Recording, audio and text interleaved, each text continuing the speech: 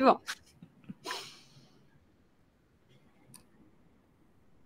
OK, donc là, je pense qu'on est live. OK. C'est bon. Donc, est-ce qu'il y a des gens parmi nous? Si jamais vous pouvez marquer dans le chat d'où vous vous connectez. Donc, si jamais moi, je me connecte depuis Barcelone, on va attendre quelques instants avant de commencer notre webinaire.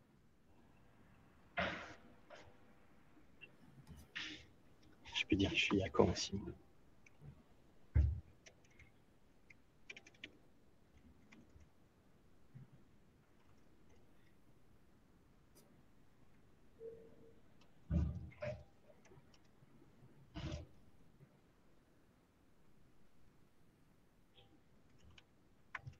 OK, on a du Canada, super.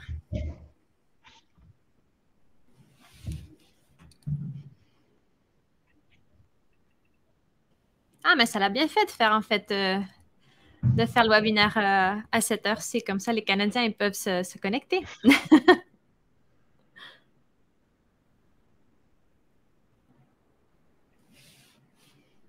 Montréal, super.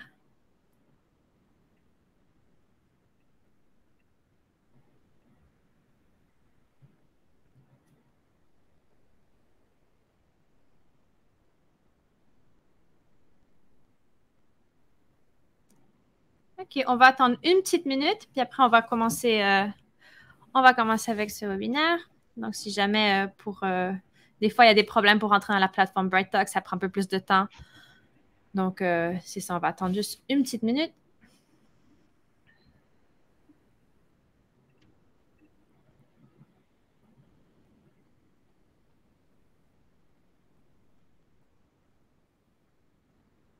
Des gens de Lyon, en France, Bordeaux,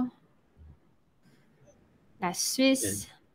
Il y a la Belgique aussi, je vois. La Belgique, ouais.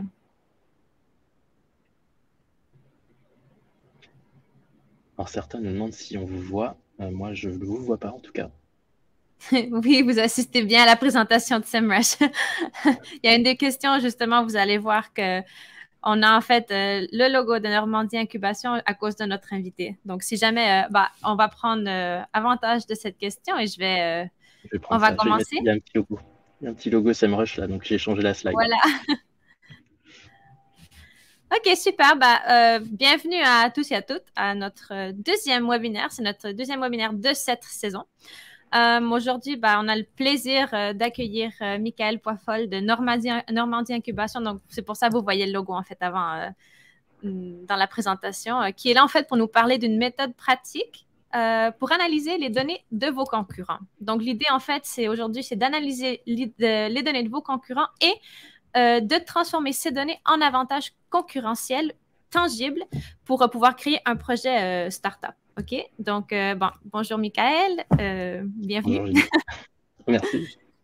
Donc, si jamais, si tu veux, pour commencer, est-ce que tu pourrais juste, si tu veux te présenter en quelques mots et raconter un peu les différents sujets qu'on va aborder aujourd'hui?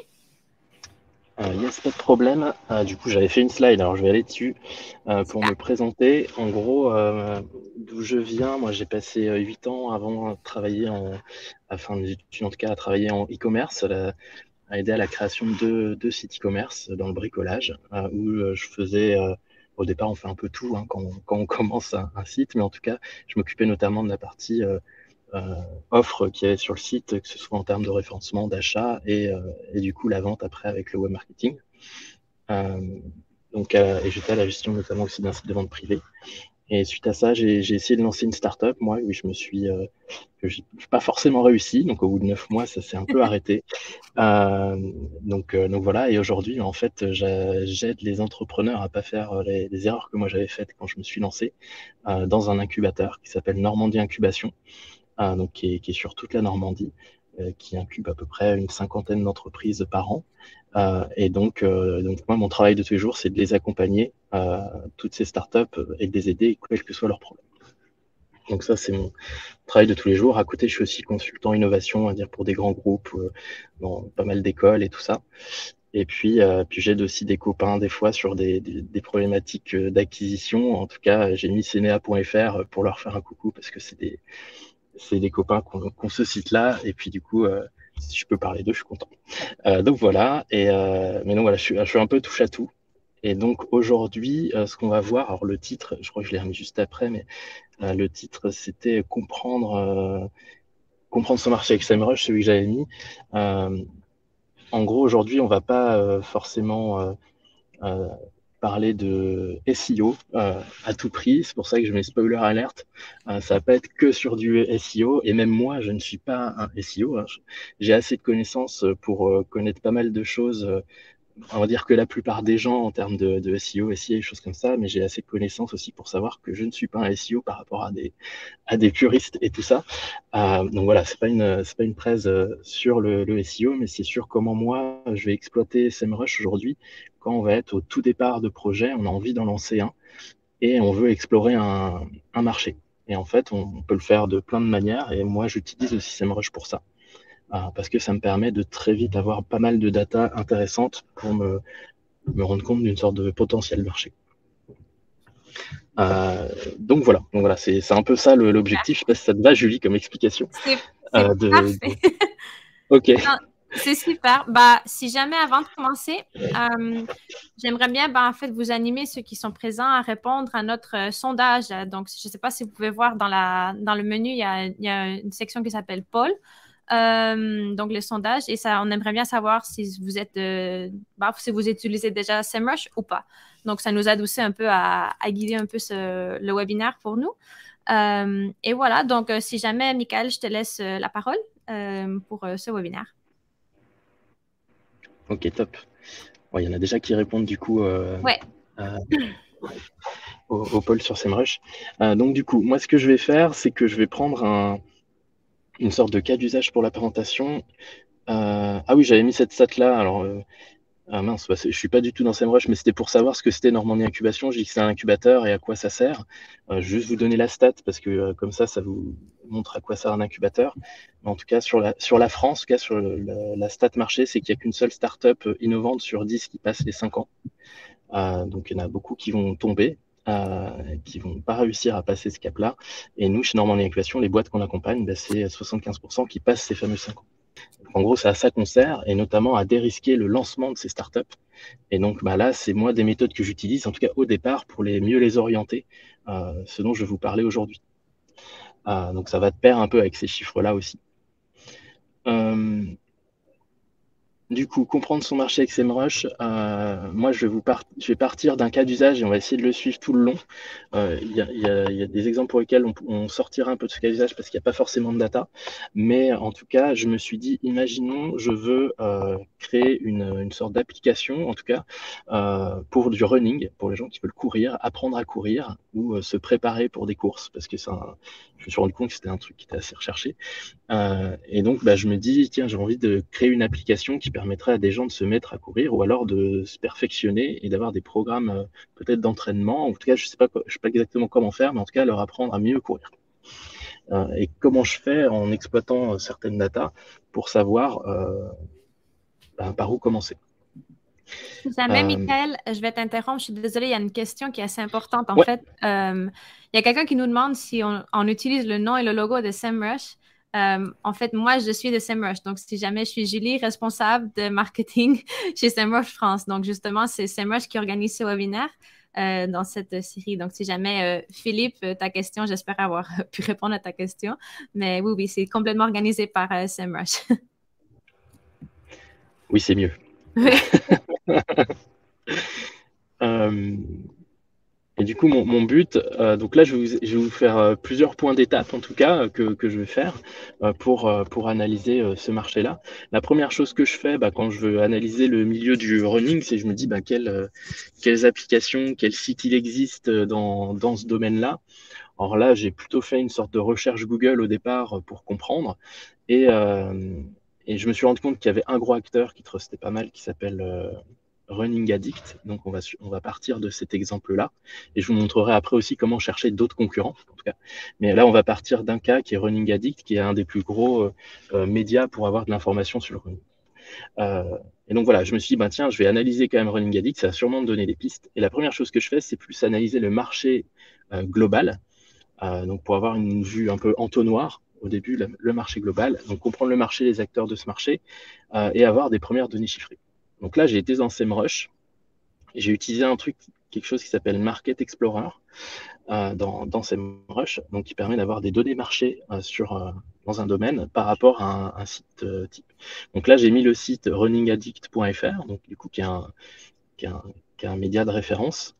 Et là, SEMrush va tout de suite me donner dans le Market Explorer des données sur ce qu'ils ont sur le running, en me donnant des infos assez intéressantes, en me disant que par exemple, il y a un faible niveau de consolidation du marché, c'est-à-dire qu'aujourd'hui, il y a beaucoup d'acteurs qui se partagent le gâteau, en tout cas en France, et donc potentiellement, voilà, il n'est pas encore très mature le milieu des produits dédiés au running, en tout cas des sites dédiés au running.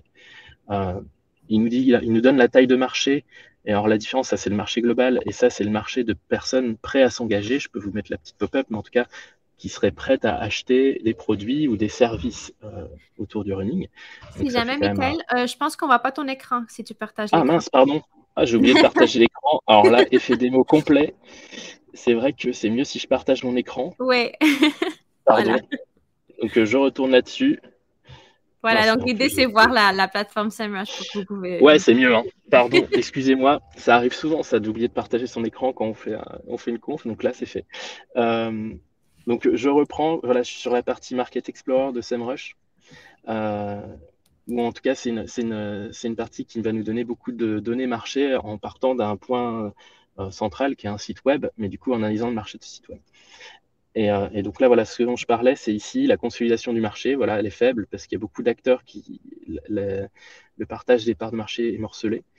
C'est ça dont j'étais en train de vous parler, les parts de marché globales. Donc le marché global du running et la part, on va dire, plus adressable de ceux qui sont prêts à s'engager en ce moment. Ensuite, il y a quelque chose que je trouve intéressant. Alors là, il y a un problème d'affichage un peu sur cette partie-là pour que ce soit lisible à fond, mais je vais vous montrer comment on peut influer là-dessus. Et donc, ça, c'est une map qui permet de voir les différents types d'acteurs et comment se positionne le marché justement sur le running, par exemple. Et là, ce qui est bien, c'est qu'on va pouvoir choisir les acteurs. Parce que je ne sais pas si vous avez vu, mais là, moi, je suis dans le running, je veux apprendre aux gens à courir. Et là, le premier acteur qui prend une part du marché, c'est Polar. Donc, c'est un site de vente d'accessoires pour le running. Donc, moi, ça va pas On, forcément. on a perdu Comment? l'écran encore, Michael, pardon. Ah bon? Oui. Peut-être on pourrait essayer de présenter et s'assurer que les gens le voient avant de continuer si jamais on. Donc, Là, vous voyez? est-ce que vous pouvez confirmer que vous voyez bien l'écran de la plateforme SEMrush, s'il vous plaît?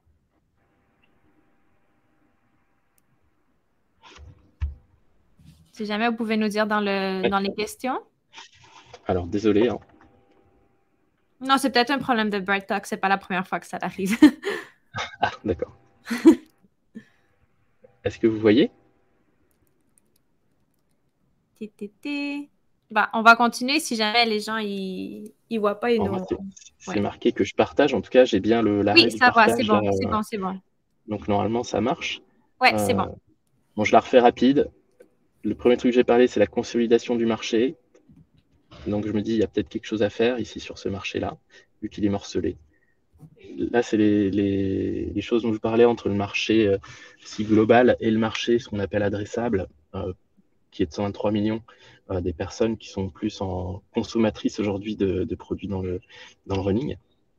Et là, ce que j'étais en train de parler, c'était cette partie-là, donc qui donne quatre grands types d'acteurs pour pouvoir voir un positionnement des acteurs sur le marché.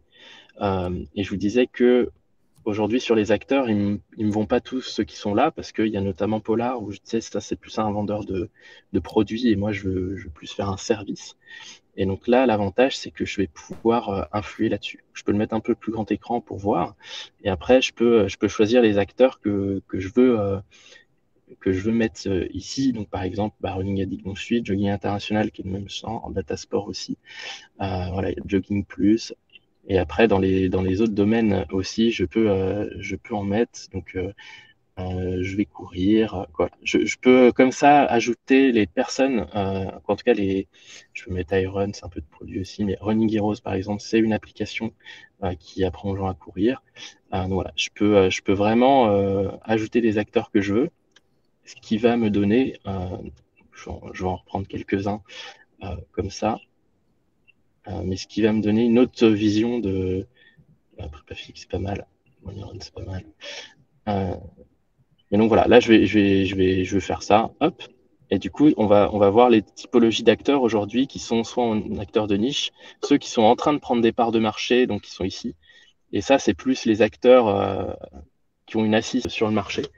Et donc voilà. Et moi, je peux me rendre compte des différents acteurs. Là, il y en a beaucoup, hein, mais c'est juste pour vous donner. Ça va me donner moi une sorte de mapping, en tout cas tout de suite, des concurrents qui est ici et que je pourrais aussi analyser ensuite.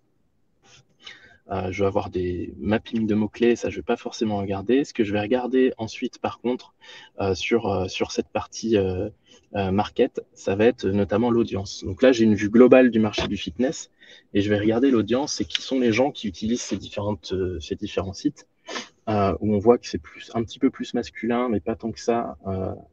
Aujourd'hui le running avec une tranche d'âge, avec des réseaux spécifiques. Mais en tout cas, ça va me donner des données démographiques directement sur les personnes que je veux potentiellement adresser, mais également sur leur centre d'intérêt que je peux croiser ensuite. Hein. Je peux croiser des centres d'intérêt et voir s'ils ont les deux, est-ce que ça m'intéresse ou pas, leur typologie des réseaux sociaux qu'ils utilisent et les domaines qu'ils vont également visiter. Donc là, j'ai un peu une vue globale également des différents acteurs de ce marché-là. Je peux ensuite analyser les différents sites et les comparer, notamment sur ce qu'ils font en termes ce qu'ils ont en termes de trafic et tout ça. Donc par exemple, et là, je vais pouvoir sélectionner les sites que je vais analyser. Par exemple, Polar, je lui ai dit, m'intéressait pas. Par contre, Iron va m'intéresser, Running Addict va m'intéresser, je sais pas, Jogging Plus va m'intéresser, et voilà. Et je vais en mettre plusieurs comme ça. Et donc là, en fonction, je vais avoir un ordre d'idée où il y a en surbrillance les volumes pour là le trafic total, mais je peux aller voir pour le trafic organique et je peux voir aussi comment est composé leur trafic global. Donc ça, c'est vraiment pour avoir une vue de haut niveau sur mon marché et pouvoir me rendre compte des choses. Après, on peut aller encore plus précis hein, si je vais vraiment dans les renseignements d'audience si j'ai une vue encore plus précise des personas. Voilà. Et dans chaque élément, je vais pouvoir aller creuser ensuite les infos. Donc voilà, ça c'est la première chose que je fais, c'est-à-dire que j'essaie d'avoir une vue globale pour pouvoir me rendre compte du marché. Et après, avec les différents éléments qu'on a ici, on peut même, Ion, ça va permettre de cibler Running Addict par exemple et de garder un œil sur lui, sur les différents changements qu'ils vont faire dans le futur. Donc, par exemple, ici, voilà, Strava, donc j'ai mis Strava aussi, a fait 53 actualisations aujourd'hui. Voilà, je vais pouvoir aussi regarder ce qu'ils font. Ça, c'est plus une vue globale. Donc, une fois que j'ai fait ça, si je reviens à ma présentation,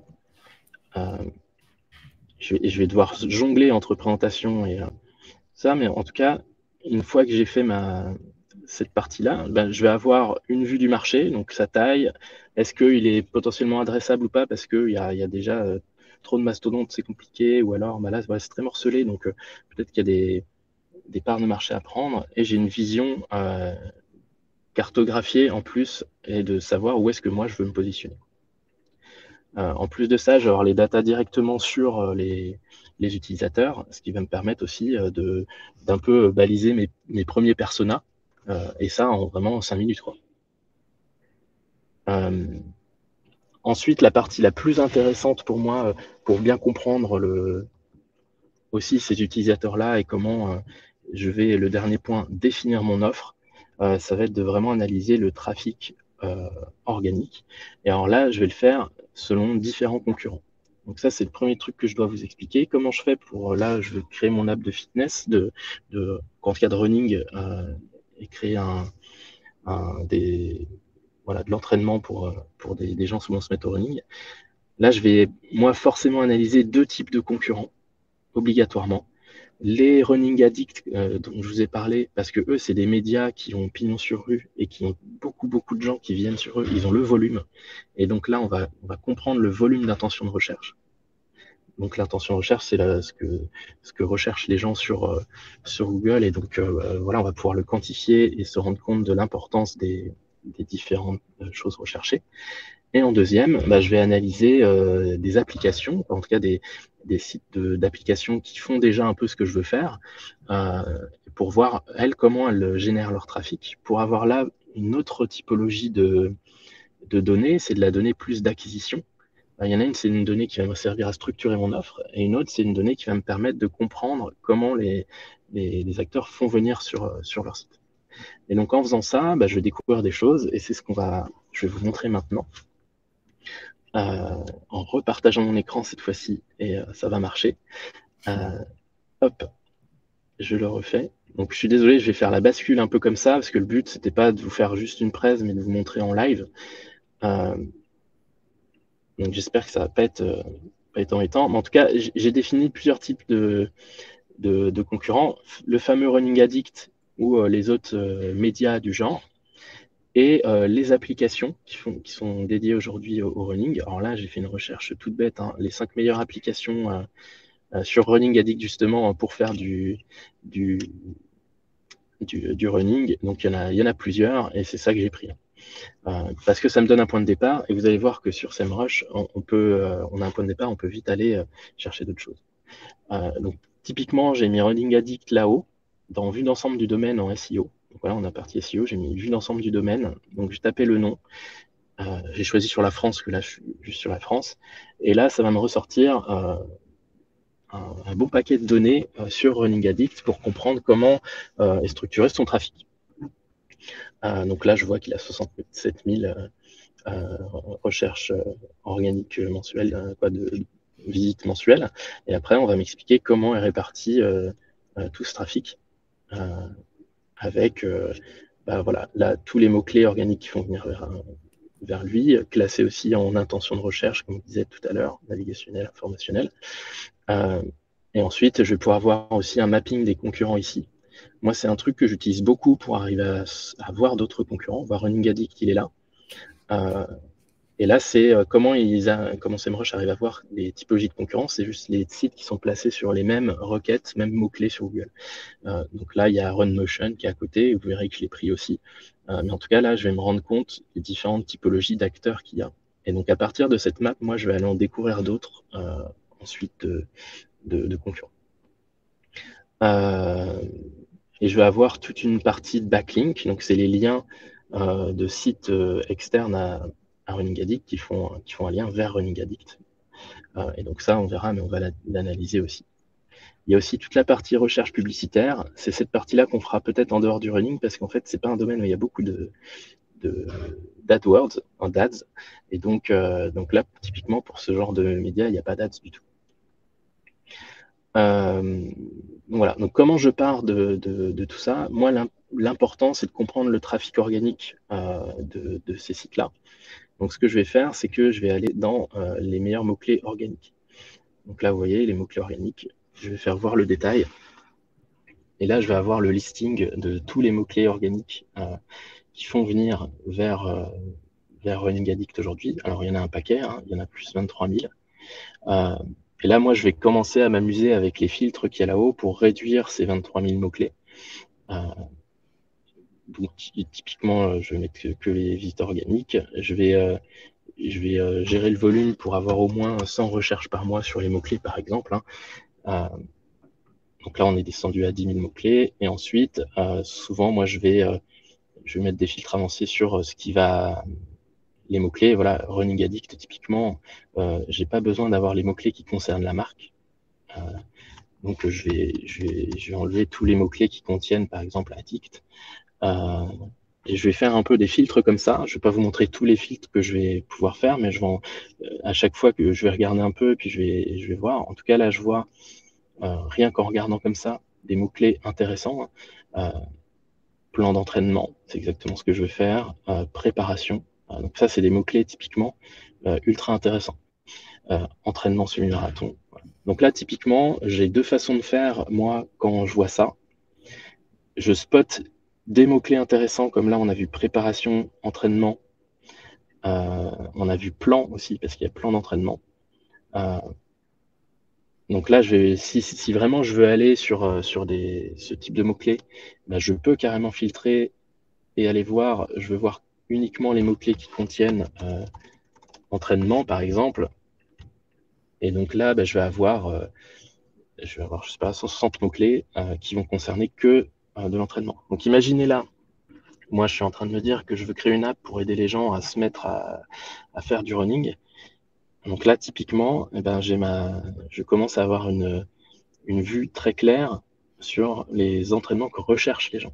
Donc là, ce que j'ai pas expliqué, c'est le volume de recherche. Donc il y a 1600 personnes, par exemple, par mois, qui vont rechercher entraînement semi-marathon sur Google. Et donc là, bah, c'est pas classé par volume, mais je pourrais le classer par volume. Là, en haut, je peux cliquer pour classer. En tout cas, là, je vais avoir une vue globale de tout ce qui concerne les entraînements qui fait venir sur un site comme Running Addict. Étant donné que c'est le site qui a le plus de trafic, bah, on va dire que c'est assez représentatif. Donc voilà. Donc là, j'ai beaucoup de mots-clés. Moi, ce que je fais en général, c'est qu'une fois que j'ai fait ça, je vais faire un export de ça. Donc je vais pouvoir tout prendre. Et ici, il y a un gros bouton exporter, où là, je vais choisir si je veux tout et quel type de fichier. Et une fois que j'exporte ça, bah, je vais pouvoir après l'analyser sur un fichier Excel. Je vais vous montrer un fichier Excel type que j'ai là. Je vais juste enlever ça. Donc typiquement, là, c'est le site Running Addict avec les requêtes que j'ai sorties. Et donc là, je vais juste faire un truc. Parce que j'avais préparé le fichier. Hop. En gros, quand j'ai mon fichier, quand je l'exporte, voilà ce que je vais avoir. Je peux choisir les colonnes que je vais avoir. En tout cas, j'ai les mots-clés, le volume de recherche. Ça, c'est la difficulté à se positionner selon les mots-clés. Je ne vais pas rentrer, je pense, dans le détail, mais en tout cas, c'est est-ce qu'il y a déjà beaucoup de gens qui se positionnent sur ces mots-clés-là. J'ai le coût par clic si après je veux faire de l'ADS sur ces mots-clés-là. Et ensuite, c'est la page de SEMrush, de Running Addict qui est positionnée sur ce mot-clé si je veux aller voir ce qu'il y a, si je veux voir ce que c'est. Donc voilà, très, très, très simple. Et moi, un des travaux que je fais, et je vais vous montrer une autre façon de le faire aussi, c'est qu'une fois que j'ai ça, je vais essayer de catégoriser mes mots-clés selon. Alors, si on réfléchit plus en SEO, on va souvent catégoriser en intention de recherche. Est-ce que c'est une requête transactionnelle, c'est-à-dire qui va aller tout de suite vers du commercial et un achat, ou alors une requête informationnelle, de la recherche d'informations, ainsi de suite. Moi, je vais pas forcément le catégoriser comme ça, parce qu'ici, moi, je veux structurer mon offre. Donc, je vais le catégoriser potentiellement en offre que je peux faire sur une application. Et donc, une fois que j'ai fait le travail, je vous montre. Je vais pas le faire là comme ça, mais moi, ce que j'ai fait, j'ai créé une première catégorie, une sous-catégorie, et après une cible. Donc, c'est-à-dire le mot-clé global. Donc, par exemple, ça, c'est 10 km en 50 minutes. Ben, ça peut être un programme qui est une sous-catégorie 10 km. Donc, ma cible, après, c'est programme 10 km. Et j'ai fait ça un peu pour tous les mots-clés. Donc ça prend un peu de temps, mais c'est assez intéressant de le faire. Ça nous permet en plus d'avoir une vraie connaissance du business, quoi. Et donc là, plan d'entraînement, voilà, il y en a plein. Et si je fais, par exemple, juste les programmes, hein, vous voyez que ça m'a créé plusieurs typologies de catégories. Et si je fais mes programmes, donc là, ça m'a permis, grâce à cette façon de faire, de créer tous ces programmes-là. Donc potentiellement, j'ai un programme 10 km, 15 km, 20 km qui ont l'air intéressants d'être mis en place. Et comment je sais que c'est intéressant? Je vais juste regarder le volume global qui est de trafic qui est généré par les requêtes. Donc si je vais mettre semi-marathon par exemple. Si je mets marathon, si je mets marathon, vous voyez que là, j'ai entraînement marathon en 4 heures. Donc, c'est que des mots-clés très ciblés pour créer un programme marathon. Si je regarde juste cette colonne-là, qui est le volume de recherche, vous voyez en dessous, il y a 13 000 recherches par mois uniquement sur comment préparer un marathon. Là, je me dis, bon, bah, il y a un vrai intérêt potentiellement de travailler cette catégorie. Et pareil pour chaque catégorie. Donc là, en gros, en deux secondes, non, parce que le temps d'analyser ça prend un petit peu de temps, le temps de catégoriser. Mais en fait, très vite, j'ai pu comprendre que bah, mon offre, je pouvais la scinder en programmes, parce que c'est ça que les gens recherchent. Je ne vais pas juste dire apprendre à courir ou préparer une course. Je vais dire préparer un 10 km, préparer un marathon, faire du fractionné. Voilà. Un programme de récupération après marathon. Voilà. Et donc, c'est comme ça que, là, je vais me dire, c'est comme ça que je dois structurer mon offre. Dans le même temps, je vais analyser aussi les applications, comme je vous le disais. Je vais faire exactement le même travail, par exemple avec Strava, qui est une application très connue, un mode un peu réseau social, pour comprendre, eux, comment ils génèrent leur trafic. Là, je ne vais pas vous l'exporter, mais vous allez voir que leur trafic, vous allez voir des trucs qui reviennent vite. Là, il y a un nom, là, il y a un nom, il y a un nom, il y a un nom, il y a un nom. En fait, presque tout leur trafic à Strava, si on regarde juste d'une vue d'avion comme ça, et on regarde un peu la structuration de leurs URL derrière, athlète, athlète, athlète. Il y a toujours une sous-catégorie athlète, ou alors une sous-catégorie club. Club. Et en fait, on se rend compte que Strava, grosse partie de leur trafic est générée sur les noms des personnes qui utilisent le Strava, donc les différents athlètes, et les clubs de running qui vont participer à des compétitions de running. Donc là, c'est un autre délire, quoi. En fait, eux, c'est typiquement sur ça qu'ils font leur trafic. Donc là, ça m'apprend aussi des choses, c'est-à-dire qu'il y a un intérêt des gens pour les athlètes, parce que quand même, ils cherchent, voilà, il y a 1000 personnes qui cherchent cette personne-là, que je ne connais pas, mais en tout cas, donc il y a vraiment un vrai engouement pour les athlètes. Donc voilà, et donc j'ai fait la même chose aussi pour, là c'est Runtastic, donc il y a une application aussi qui sert au running, où j'ai fait un filtre où je voulais tous les mots-clés qui contiennent app pour voir ce que les gens recherchent en tapant app pour aller sur des applications qui font ça.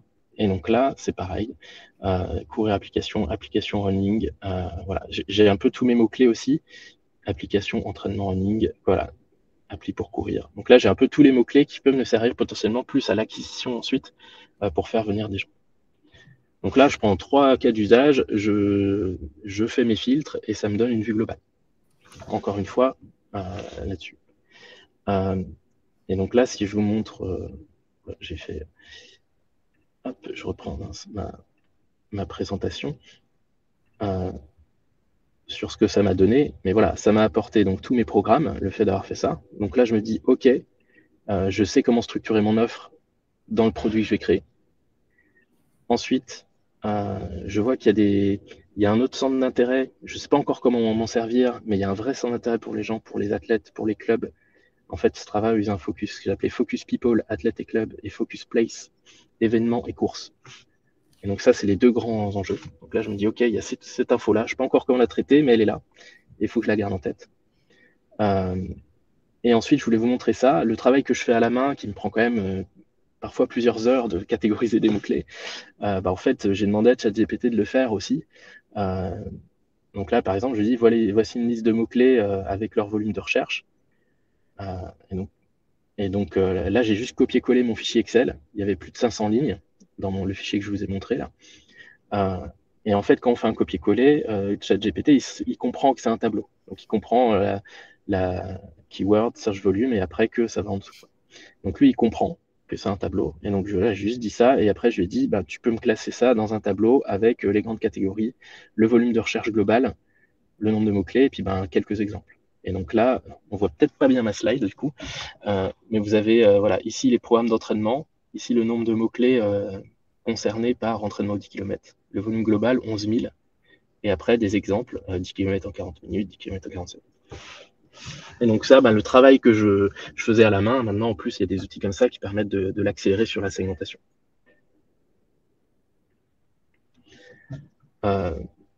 juste parce qu'on était dans ChatGPT, j'ai fait la même chose pour les personnages. Je vous ai montré SEMrush, mais j'ai fait pareil. Je lui ai demandé ChatGPT les personas pour si je veux lancer une application de running en même temps, données que je peux croiser après avec SEMrush qui sont cool. Donc lui, il me dégageait 3 personas, l'athlète débutant, le coureur régulier et le marathonien, quoi.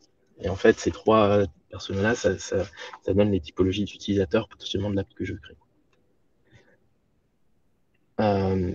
Donc voilà, et les fameuses données d'acquisition en plus. Si après je vais aller les chercher, ceux qui recherchent une application, ce sera plus évident tout ça. Il y en a qui ont une application marathon, choses comme ça. Mais en tout cas, là, j'ai ma base de données aussi en plus pour pouvoir faire du wording sur de l'acquisition. En fait, en une analyse assez rapide, hein, ça prend pas longtemps à paramétrer SEMrush, ça va me prendre un quart d'heure, même pas. Et après, c'est un peu du travail d'analyse. Mais en tout cas, très vite, là, j'ai un plan clair sur comment je dois structurer mon application pour pouvoir intéresser les gens, des données qui vont me permettre d'aller les toucher, et après, à coupler avec les infos marchés que j'avais avant. Donc voilà, j'ai oublié de vous montrer un truc, mais je voulais montrer aussi qu'on peut. C'est pas grave, je le montrerai plus tard. Mais en tout cas, là, on va partir sur la partie payante. En fait, on peut analyser aussi le trafic payant, pas que l'organique, donc ce que les gens sont prêts à payer comme mots-clés pour pouvoir attirer des gens chez eux. Et donc, en fonction de ça aussi, on va arriver à avoir pas mal d'autres données, quoi. Et donc là, je vais retourner sur mon Market Explorer. Hop. Il est ressorti de. Je vais ailleurs. Ah oui, il faut que je repartage mon écran. Hop.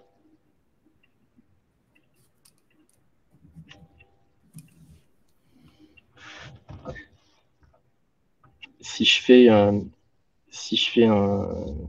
l'analyse de Running Addict, par exemple, sur son trafic, là, je vais avoir d'autres données plus sur sa manière d'acquérir des personnes. Donc là, je vais voir que lui, ce que j'ai pas dit tout à l'heure, mais il y a 90% qui est fait sur mobile. Donc là, je me dis, OK, il faut vraiment aussi que mon produit soit mobile friendly, sinon je suis un peu dans la mouise. La façon que j'ai fait de trouver les catégories, je peux l'avoir aussi ici, les meilleurs sous-dossiers. On voit que le conseil running, plan d'entraînement, tout ça, ça représente quand même une grosse part du trafic de Running Addict. Là, je vais voir ces canaux d'acquisition. Et donc, c'est là où je vais me rendre compte des différents canaux d'acquisition et de voir si le payant en est un. Là, on voit, je ne sais pas si vous voyez, mais en tout cas, la recherche payante n'est pas du tout un canal d'acquisition pour Running Addict. C'est vraiment organique et réseaux sociaux et référents. Donc, OK, ça, c'est une information que j'intègre. Il n'y a pas trop de recherche, de trafic payant chez eux. Et par contre, là, j'ai une vue intéressante. Je ne sais pas si vous voyez, mais ça, c'est le flux des gens qui vont passer par Running Addict. Donc, d'où ils viennent et où est-ce qu'ils vont après avoir été chez Running Addict. Moi, là, j'ai une info importante. Je vois qu'ils vont tous. Il y a 35% quand même du trafic qui part chez Iron. Iron, c'est un vendeur de produits. Et donc, en fait, là, je me dis, OK, le modèle économique de Running Addict est basé sur, après, sûrement de l'affiliation, après avoir envoyé des gens pour acheter des chaussures. Donc là, je me dis, OK, je comprends comment aussi il va structurer son business model. Donc voilà. Donc là, ce que je me dis, c'est que, si je reviens là, en regardant juste ça, donc il n'y a pas forcément de. Ce qui est important, c'est les réseaux sociaux comme autre canal d'acquisition. Et je comprends comment il fait son modèle éco.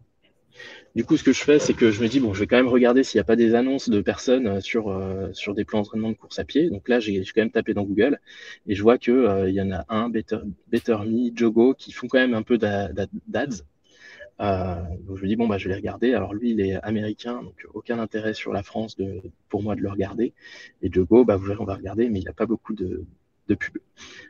Donc je ne vais pas avoir grand-chose à me mettre sous la dent. Donc je vais regarder d'autres choses.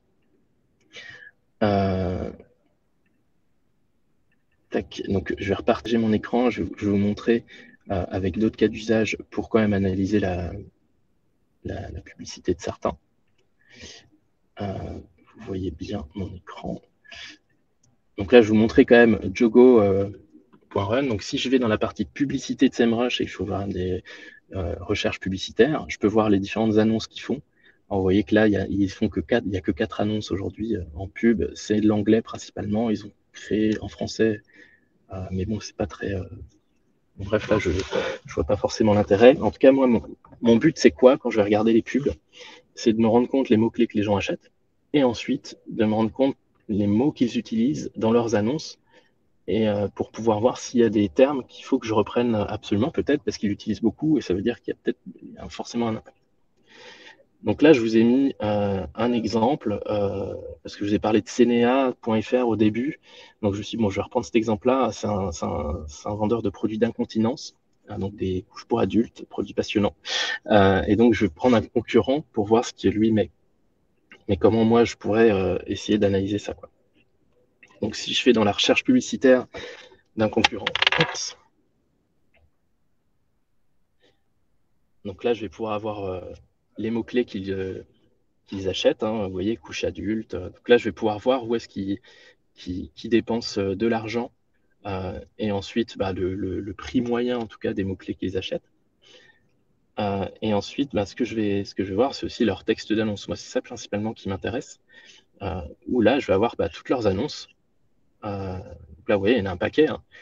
Et je vais essayer de voir celles qui sont intéressantes pour moi. Grenouillère, moi, je ne vends pas forcément de grenouillère, donc pas d'intérêt. Par contre, là, je vois numéro 1 de l'incontinence. Je vais regarder, là, je peux cliquer là, je vois les mots-clés incontinence urinaire, protection incontinence. Ça, c'est des mots-clés intéressants pour moi. Et ce que je vais faire, c'est que je vais essayer de regarder juste comme ça si je vois des trucs revenir beaucoup. Moi, j'en vois un directement là que je vois presque partout, c'est livraison 24 heures, 24 heures, livraison 24 heures. Voilà, ça c'est marqué partout. Donc là, je me dis, tiens, il y a sûrement un intérêt, c'est peut-être un vrai intérêt à mettre ça. Et si je fais juste une recherche V sur la page, 24, c'est représenté 90 fois sur 100 annonces. Donc c'est vraiment 90% de leurs annonces, il y a ce mot-clé-là, donc je dis, tiens, intéressant. Je vois autres notions intéressantes, colis discret, parce qu'on est dans des produits un peu particuliers quand même. Voilà. Et le fait de faire ça, moi, va me permettre d'analyser tout ça. Voilà, ils insistent aussi sur le paiement. Mais en tout cas, voilà, en regardant les annonces et sur quels mots-clés ils le font, je vais pouvoir, moi, analyser ce qui est intéressant. Il y a une grande marque très connue qui s'appelle Tena dans ce milieu-là. Donc, je peux même filtrer par Tena, voir toutes les annonces qu'ils font typiquement sur Tena. Et donc là, je vais voir leur wording spécifique à ce fournisseur-là. Donc voilà. Donc moi, ça va me servir à ça. Moi, je vais prendre des captures de ça. Je vais prendre des wordings qu'ils utilisent en plus et me dire, tiens, peut-être qu'il va falloir que j'utilise ces mots-clés-là. Ça a l'air intéressant s'ils le font parce qu'ils existent depuis un moment et ils dépensent quand même pas mal d'argent sur la partie publicitaire. Donc c'est qu'il y a un intérêt.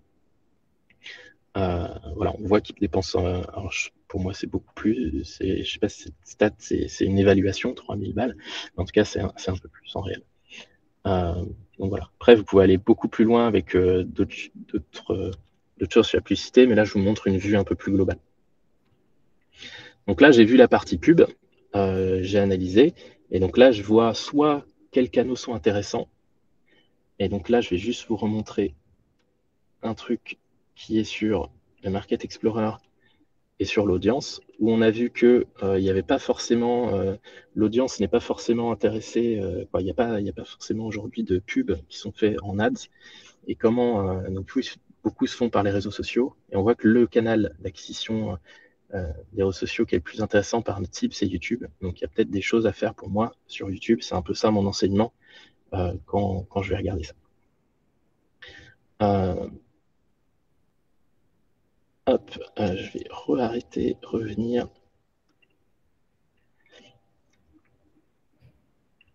Et ensuite, le dernier élément, c'est les backlinks. Les backlinks, donc c'est quels acteurs font des liens vers les sites dont je vais analyser.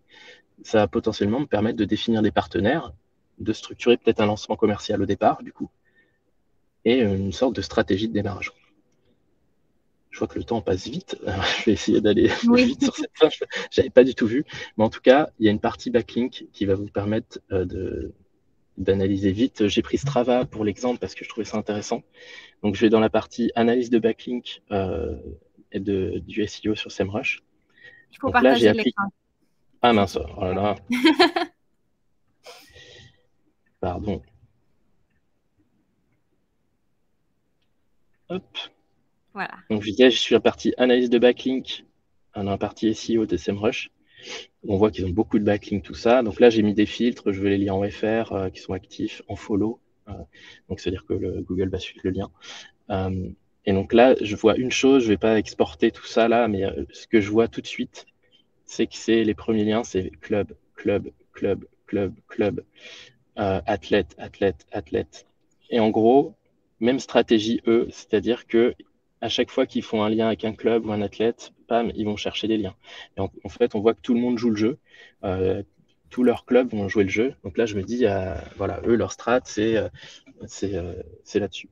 Je peux après en regarder d'autres sur les types de backlink. Là, on va voir que sur RunMotion, qui est un outil, une application, c'est tous les événements qui font des liens.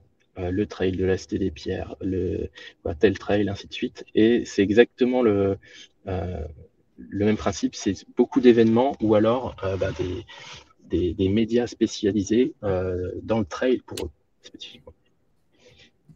Je vais m'arrêter là, mais en tout cas, en regardant ça, je peux me dire, OK, là, je peux me sortir mon listing de gens qui font déjà des liens vers mes concurrents, ou mes futurs concurrents, en tout cas, et me dire, bah, eux, je vais potentiellement pouvoir faire un partenariat avec eux, et ça va m'aider au démarrage. Et ils vont pouvoir parler de moi, et ainsi de suite. Donc voilà, partenariat club et athlète, par exemple, avec Strava. Et du coup, là, je suis un peu à la fin, parce que on va quand même laisser un peu de place aux questions. Je suis désolé, je ne pensais pas être si long. Et donc, du coup, qu'est-ce que ça m'apprend tout ça? Là, j'ai analysé vite fait, je vous l'ai expliqué rapidement. Mais en tout cas, ça, c'est mes conclusions. Moi, si je veux me lancer aujourd'hui, demain, là, je me dis, je vais lancer une app dans le running. Bah, qu'est-ce que j'ai appris en très peu de temps? Ça va me prendre tout ce qu'on a vu là, ça va me prendre, je sais pas, même pas une demi-journée à regarder. Au global, même moins. Donc là, je comprends que c'est un marché qui est encore morcelé, donc il y a potentiellement des places à prendre. Il va se consolider, il y aura du rachat et tout ça. Donc si j'arrive vite à prendre une place, ça peut être intéressant pour moi parce que les gros, ils vont être vite en position de rachat. Donc c'est cool. J'ai compris qui étaient les typologies de personnes qui utilisent en plus ces apps-là. Et j'ai une catégorisation qui fait que j'ai une offre très claire à proposer, focus sur les intentions des gens, un programme de 10 km, un programme de semi-marathon, un programme de marathon.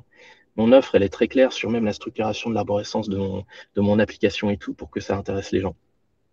Je me dis, tiens, j'ai une telle différenciation peut-être à trouver avec les autres apps de running. Parce que vous savez, je ne savais pas quoi utiliser, comment utiliser Strava. Eux, ils font le lien avec les clubs, les athlètes. Et je me dis, moi, je peux faire des programmes d'entraînement. Et si j'arrive à faire le lien avec des athlètes ou autre chose, en plus, ça va me donner une différenciation, parce que ça cartonne dans le partie réseau social. Et si j'arrive à avoir cette différenciation-là en plus, ça va me permettre d'avancer encore plus vite sur mon app de programme d'entraînement.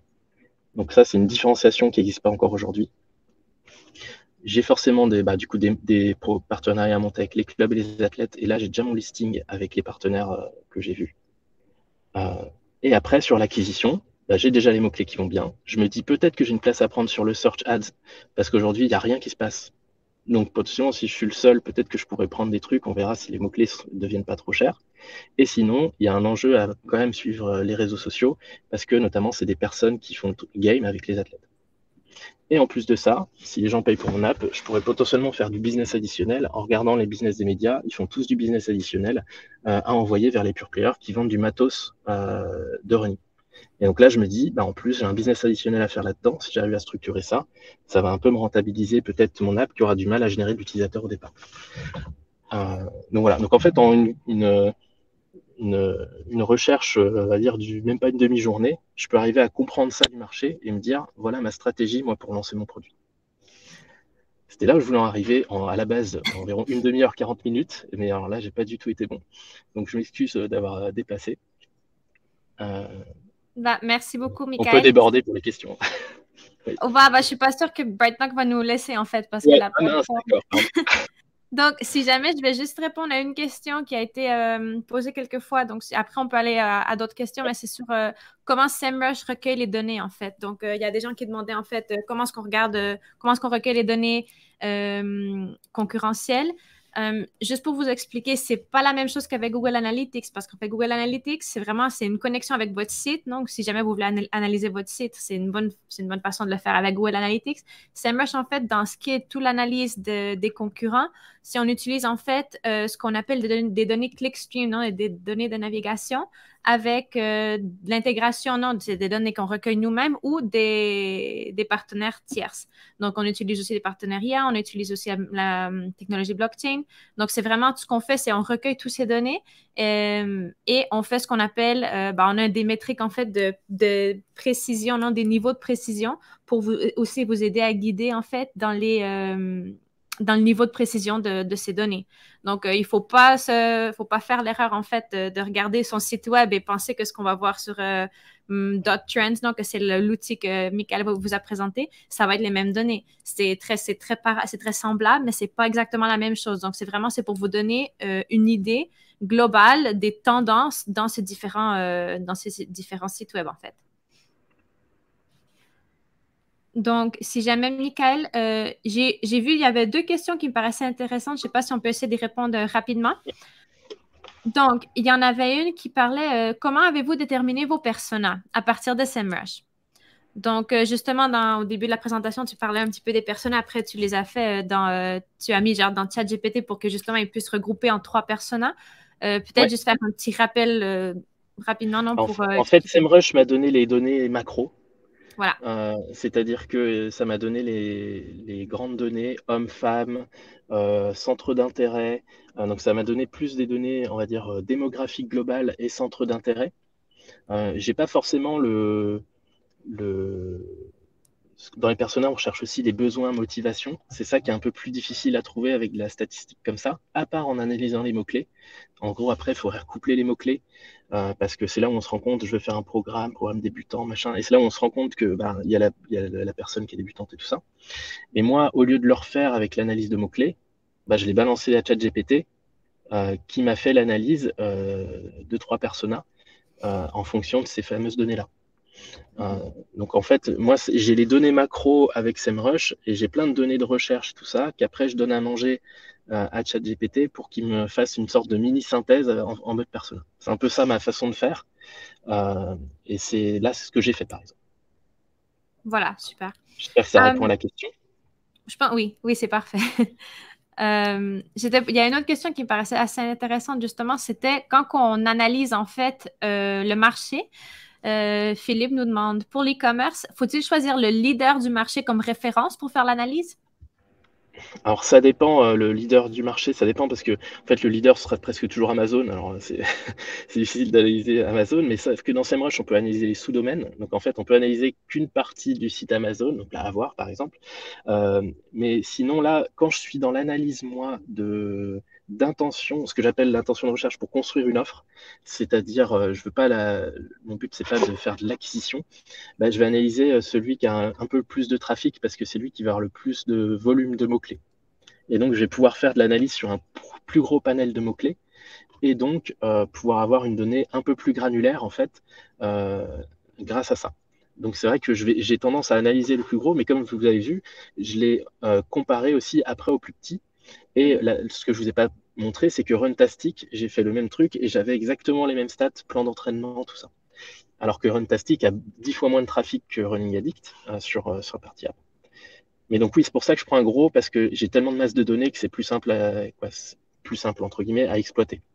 En fait, on va avoir plus de données. Super. Mais pas obligatoire, et selon les domaines, il y a des domaines de niche où de toute façon, il n'y a pas forcément de très gros. Et donc c'est pour ça que j'aime bien naviguer moi sur l'espèce de carte de concurrence de SEMrush, parce que ça me permet d'en identifier à chaque fois de nouveau que j'avais pas vu. Quoi. Excellent. Je ne sais pas s'il y a d'autres questions spécifiques. Je regarde un petit peu. Je pense on a déjà parlé en fait des données. On a parlé justement de la donnée des leaders. Il y a une question en fait sur le webinaire en général. Oui, le webinaire, vous allez l'avoir en replay si vous avez manqué une partie, si vous n'avez pas trop bien compris, si ça allait assez vite pour vous. On va vous envoyer un mail avec le lien pour revoir le webinaire autant de fois que vous voulez. Il n'y a pas de problème. Et si jamais, je vais juste répondre à la dernière question qui fait un petit peu le lien avec l'outil principal, en fait, qu'on a utilisé dans ce webinaire, qui est l'outil qu'on appelle Dot Trends. Donc, c'est Trends de tendance. Et en fait, c'est pas un outil qui est inclus dans un abonnement. C'est vraiment un outil qu'on peut, acheter. On peut attacher à n'importe quel abonnement qu'on a chez SEMrush. Donc, si jamais vraiment, c'est vraiment un outil qui est fait, qui est conçu spécialement pour l'analyse concurrentielle, l'analyse des marchés et pour pouvoir connaître les tendances dans un marché. Donc, c'est vraiment un outil très important qui est pas 100% axé que sur le SEO, donc c'est ce qu'on commentait au début du webinaire, mais qui est vraiment, vraiment pertinent pour pouvoir prendre avantage et dominer, donc, ce qu'on appelle aujourd'hui notre webinaire, c'est dominer notre marché en exploitant les données de nos compétiteurs. Donc, voilà. Donc, si jamais... une dernière question. Avez-vous des conseils spécifiques au B2B? Des conseils spécifiques au B2B?